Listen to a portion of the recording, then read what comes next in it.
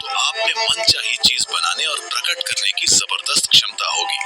आप कई मायनों में ईश्वर होंगे।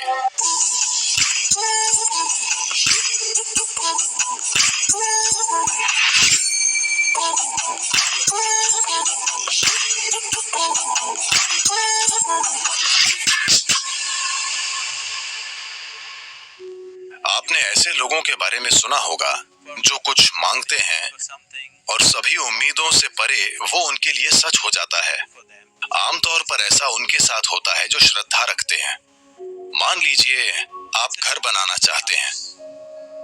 अगर आप सोचने लगेंगे, अरे मैं एक घर बनाना चाहता हूँ, घर बनाने के लिए 50 लाख रुपए चाहिए, मेरी जेब में 50 रुपए हैं, नहीं होगा नहीं होगा, संभव नहीं है। जैसे ही आप कहते हैं संभव नहीं है, आप ये भी कह रहे हैं कि मैं ये नहीं चाहता। तो एक स्तर पर आप इच्छा पैदा कर रहे हैं कि आप कुछ चाहते हैं, दूसरे स्तर पर आप कह रहे हैं मैं ये नहीं चाहता। तो इस संघर्ष में ये शायद न हो पाए। कोई इंसान जो किसी भगवान या मंदिर में या जिसमें भी श्रद्धा रखता है, जो सरल मन वाला है, श्रद्धा सिर्फ उन लोगों के लिए काम करती है जो सरल मन वाले हैं। सोचने वाले लोग जो बहुत अधिक सोचते हैं, उनके लिए ये कभी काम नहीं करती। एक छोटे बच्चे जैसा इंसान जिसे अपने ईश्वर या अपने मंदिर में या जिसमें भी एक सरल श्रद्धा है, वो मंदिर में जाकर कहता है, शिव जी मुझे एक घर चाहिए, मुझे नहीं पता कैसे, पर आपको ये करना होगा। अब उसके मन में कोई उल्टे विचार नहीं है, क्या ऐसा होगा, क्या ऐसा नहीं होगा, क्या ये संभव है, क्या ये असंभव नहीं है। श्रद्धा के सरल काम द्वारा इन चीजों को पूरी तरह से हटा दिया जाता है। अब उसे श्रद्धा है कि शिव उसके लिए ये करेंगे और ऐसा होगा। तो क्या शिव खुद आकर आपका घर बनाएंगे? नहीं। मैं चाहता हूँ कि आप समझें, ईश्वर आपके लिए छोटी उंगली भी नहीं उठाएंगे। जिसे आप ईश्वर कहते हैं, वो सृष्टि का स्रोत है। एक निर्माता के रूप में उन्होंने जबरदस्त काम किया है, कोई प्रश्न नहीं है। आप इससे बेहतर सृष्टि सोच सकते हैं? अभी जो भी है उससे बेहतर सृष्टि की क्या कोई कल्पना कर सकता है? तो एक निर्माता के रूप में उन्होंने बेहतरीन काम किया है।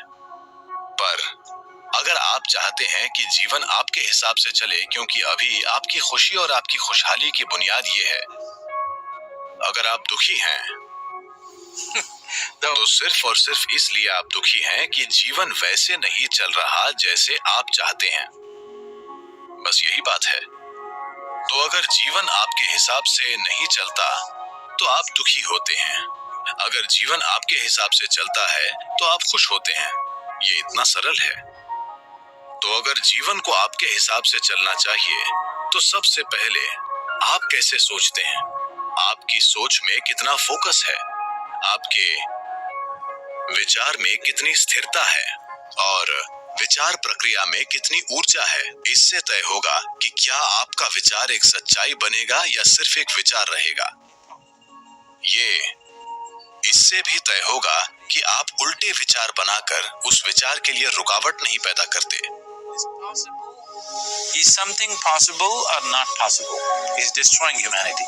क्या ये हो सकता है या नहीं, ये मानवता को नष्ट कर रहा है। क्या संभव है और क्या असंभव, ये देखना आपका नहीं, प्रकृति का काम है। आपका काम है मनचाही चीज पाने के लिए मेहनत करना। अभी आप यहाँ बैठे हैं। अगर मैं आपसे दो सरल प्रश्न पूछूं, मैं चाहता हूँ कि आप बस सुने और उत्तर दें। आप जहाँ बैठे हैं क्या वहां से उठ सकते हैं? आप कहेंगे नहीं। क्या आप यहाँ से उठकर चल सकते हैं? आप कहेंगे हाँ। इसका आधार क्या है कि आप उड़ने के लिए नहीं और चलने के लिए हाँ कहते हैं? आधार है जीवन का अनुभव। कई बार आप उठकर चले हैं, कभी उड़ान नहीं भरी।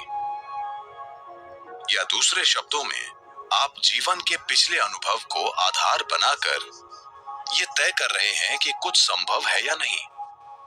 या दूसरे शब्दों में, आपने तय किया है कि अब तक जो नहीं हुआ वो भविष्य में आपके जीवन में नहीं हो सकता है। ये मानवता और मानवीय भावना का अपमान है। इस धरती पर जो अब तक नहीं हुआ वो कल हो सकता है। इंसान इसे कल एक सच्चाई बना सकते हैं। तो क्या संभव है और क्या असंभव, ये देखना आपका काम नहीं है। ये प्रकृति का काम है, प्रकृति तय करेगी। आप बस देखिए कि आप वाकई क्या चाहते हैं और उसके लिए मेहनत कीजिए।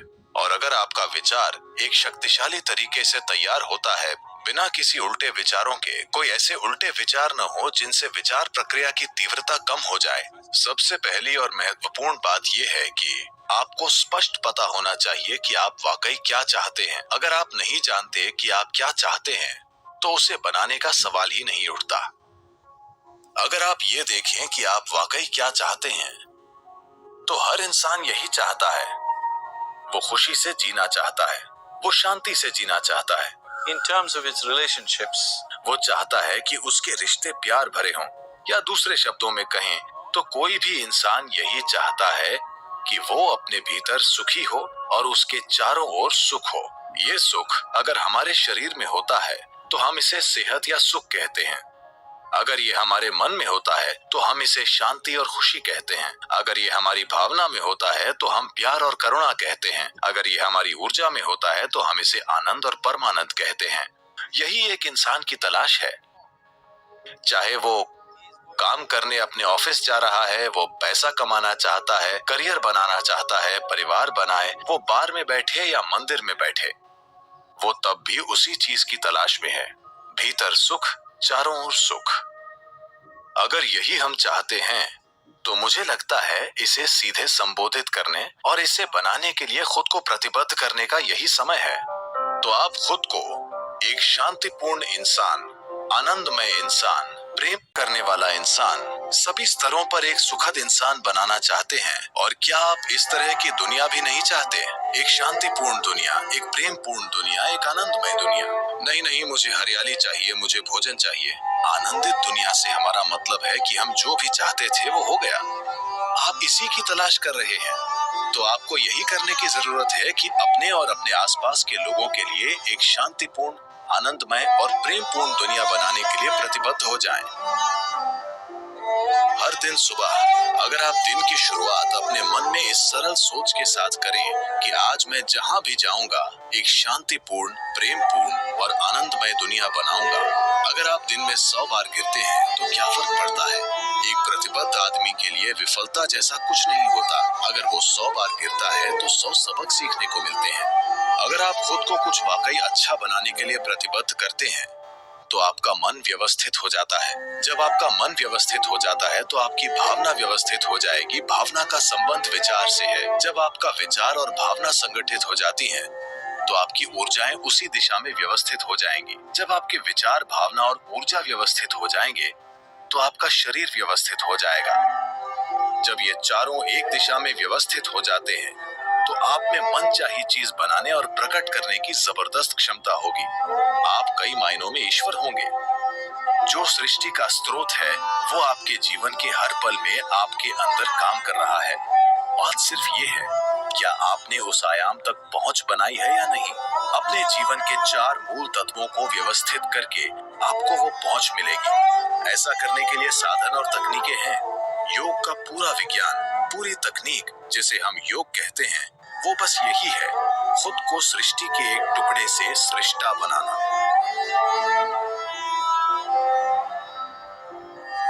ये मेरी इच्छा और मेरा आशीर्वाद है कि दुनिया में हर इंसान को अपने भीतर सृजन के स्रोत तक पहुंच हो, ताकि वो रचनाकार की तरह यहाँ काम कर सके, न कि सिर्फ एक रचना के रूप में।